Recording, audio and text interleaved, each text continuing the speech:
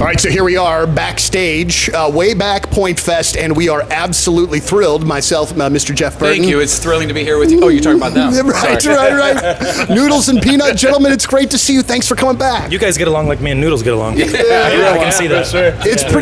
I mean, like, we have known each other for a long time. Yeah, like, kind of the same, right? I mean, he was at my bachelor party, for goodness sake, so you know what I mean? Oh, nice. No stories, no backstories? There's okay, lots. so how much tape you got in the thing? With the thing there. How much? And it's really similar because me and Noodles should have known each other for a really long time. We should have. Yeah. We're That's definitely exactly the same. Kindred spirits. As soon as we get together, we really do just we click like really nice. Well, how long have you guys known each other, though? 10 years now, right? Yeah, something like that. Well, that's when we touring. did the first tour. Yeah, but we didn't really start hanging out until we started doing press together on this run. That's when we solidified our bond. Well, we recognized genius and humor. That's right. Yes. He's one of me. Exactly. So you guys are hanging out socially then, outside of we're not. We're not. Yeah. And same in the band. We're burning each other out. Yeah. Can't wait to not see those guys for a while. But this is perfect. This is the perfect relationship. We see each other for press. We see each other on stage. Yep. We put food on each other's table. There we go. Yep. And we like flat black glasses. There you go. Yeah, absolutely. Well, you know, every friendship has to have a base. You know what I mean? And a border. Right. Have boundaries And a as safe well. word.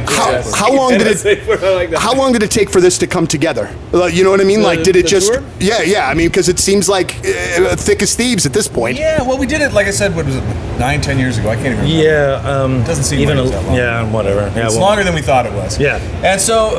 But you know, it had been too long. We know that these, even though we're two very different sounding bands, we still kind of pull the same crowd in. The crowd loves both bands, which is great. Then we added Gym Class Heroes. They're different than either of us, and the crowd's showing up early and loving them too. It's been amazing. At this point, is it a show though? Of course, is like going back to. We've been doing this show for 20 years. It's great. I mean, we know all these guys. Well, you know what? And since you're going down that road, I'm going to go down that road. First time I interviewed you guys was in your tour bus on the back of the road of the street behind the Other World. I don't know if you remember that, but your drummer at the time sitting over there playing video games like this, and I'm just sitting there going, oh my God, I just got into radio about 6 years ago, and I'm already interviewing a guy named Noodles. I can just retire. Perfect. Yeah, it was the best. Yeah, it was, and with you, people out there talking about, I saw them here, I saw them there. Springfield, Missouri, a tent like this in like 92 or some crap like that. Yeah, you guys were 93. even killing it then. Yeah. I think they were like introducing Zima.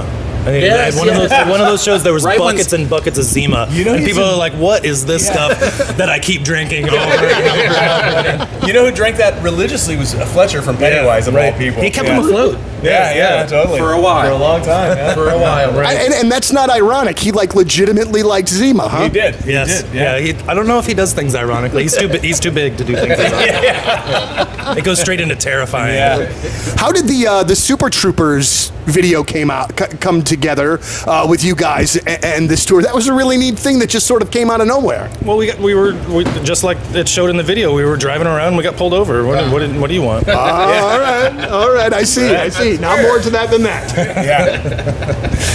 Yeah. So with this run that you guys have done so far with Gym Class Heroes, one of the things, and you were talking about it a bit, Noodles, is you're getting different styles on the tour. I like that, and it seems like I don't want to say that we've like regressed a bit, but it seems like now you're not getting those diverse tours that you were at one point or the other, because it seems like in the early to mid 90s you were definitely going to see three bands and they would all three be different. Sure. It seems like they were kind of trying to mix it up for everybody. Yeah. That, as I'm saying, it ends up being more a statement than a question. I've killed so many brain cells over the last 20 years. I'm trying to remember how it was when we would go out on tour back then. Some of the bands we toured with, definitely kind of came from the same kind of rock and punk rock background. So it's nice, these guys. You definitely have some roots in punk rock, but you guys are doing music that's also very groovy and a lot of We're groovy. Kinda, Noodle says we're groovy. Groovy, yeah. Groovy, yeah. Capital G groovy. Yeah, but I mean, you guys were your own festival at some point. I mean, you had to be selling 50,000 records a week here and there, probably for a stretch. Yeah. But it's just the way that you guys clicked and the way that the shows, how big everything was when momentum was full swing and just energy was coming towards you. it's just incredible. So likewise. yeah, well, You know, that was the for thing. sure. In '90s, we're really open-minded. You can tell by that lineup and those old shows as we try to fail to reminisce. We were It was a really open-ended time. We were talking with the guys from the Toadies earlier about how when you've been doing this as long as, well, really the four of us have been doing this, do you just see out in the crowd the people that have grown up with the band? And the guys from the Toadies were saying you even see fans from back in the day bringing their kids nowadays too.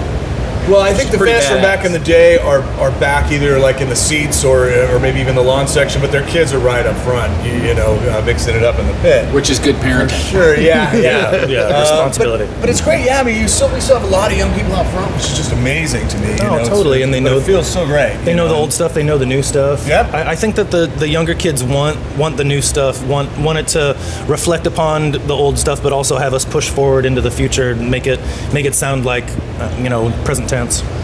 Exactly. And when we play new stuff, I see that in the audience. Like, oh shit, the kids love it. You know, that's the newest album is their favorite album because it's the newest one. They want to be on the freshness. So I don't know. It's fun thing to be supported by such great other artists and great audiences. And This is insane. It's funny you say that St. about Louis showed up. It's funny you say that about the new music too, because I have teens, and if you have a song that came out a year ago, that is so old it's ridiculous. Oh gosh, right. But you know how it is when you have old, hardcore fans from back in the day that want those first two records, right? Right. Yeah. We get that a lot, but now more and more, like you said, there's people going, why aren't you playing more off, the last record, Days Gone By, or Rise and Fall, which is one before that.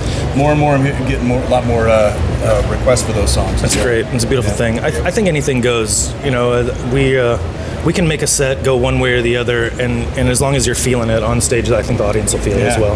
I remember going to see Iron Maiden, and they just did all their B-sides. They didn't do any of their bigger hits, and it was an amazing show. The fans were right there through the whole thing. They're my kind of archetype for that because they'll play stuff that you won't expect unless you're super diehard. They'll play lots of new stuff, and it's a great show every time, of course. And they just get bigger and bigger. This was a tour that they were doing specifically for that. Wow, so, that's great. Going out and doing that, and the whole arena was there, or stadium, arena, I guess, was there for them for the whole time. That's amazing. Yep. Well, one of the reasons that we thought that this might be entertaining to do together was they've told us that you guys have a bit of a rapport together and that, you guys might end up interviewing each other. Thankfully. That has been what's happened. Pointfest. Guys, thank you so much for doing this. It's great to see you both again, and we can't wait to see you again. Yeah, it's going to be a great show. Great night. Good job setting everything up.